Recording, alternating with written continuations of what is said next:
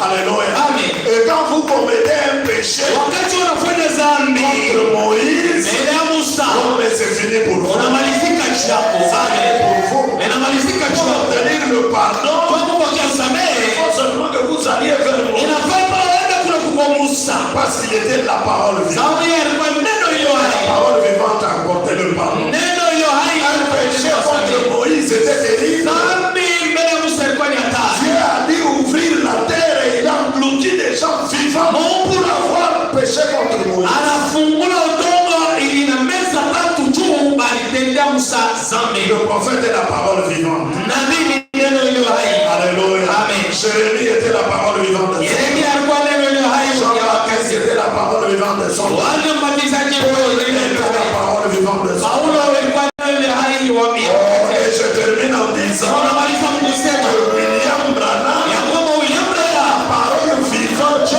de neno iliyo hai cho wakati yetu. Amen. Amen. Alléluia. Amen. Et je vous dis que Naambia kwamba le péché contre Branham, dhambi mbele ya lui ne peut pas être pardonné. hiyo haina usamehe. Amen. Jésus pardonne tous les péchés possibles que vous pouvez faire. Yesu anasamehe madhambi yote leo unayofanya. Mais le péché contre Branham n'a pas de pardon, ni dans ce siècle, ni dans le siècle. Dhambi mbele ya Branham haina usamehe hata humu muhimu siku tuko au wiketa.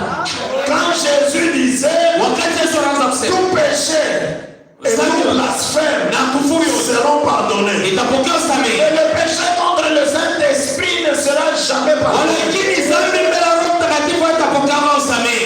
Le Saint-Esprit, Roho Mtakatifu ce serait Jésus-Christ itaona Yesu Kristo dans le ministère de William. ndani ya huduma ya William Branham. Un mot contre cela Musa anatumwa kupingana na ne hiyo peut pas être pardonné. haitapokea usamehe. Alléluia.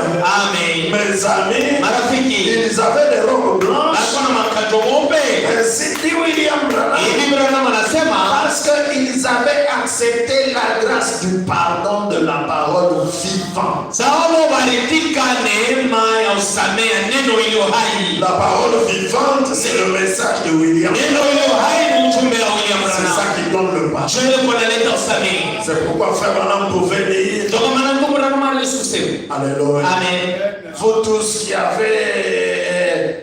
avez commis des divorces, Nyinyi wote wale mlivunja kama ndoa, vous êtes pardonnés. muonesha kusamehewa. Les gens s'énervent et se fâchent à cause de ça. Watu wanasilika joele. Mais Walakini sachez que dans le ministère de William Branham, il y avait le ministère du Fils de l'homme. mjua sema mtumisha William Branham mkayo mtumisha mwana Et mtu. Jésus lui-même a dit que le Fils de l'homme, il a sur la terre le pouvoir de pardonner les péchés. Na Yesu mwenyewe mwana mtu eka pardon na ile uwezo ya kusamehe Le dhambi. vrai pardon des péchés au temps de la fin, c'est seulement dans le message de Dieu. Usamehe kweli ya dhambi wakati ya mwisho ni kwa ujumbe wa William C'est Branham. pourquoi quitter les dénominations, Ndio maana mtokeni mazehebu. quitter les religions, Toke mwenye madini yenye kujitekeleza. dans le message de Dieu. Kuja kujumbe wa William Branham. Accepter le sacrifice que Jésus a fait au Calvaire. Mwetike ile sadaka Yesu alifanya kule Et Kalvari. recevez le pardon. Na mpokea usamehe. Et quand vous recevez le pardon, Wakati unapokea usamehe,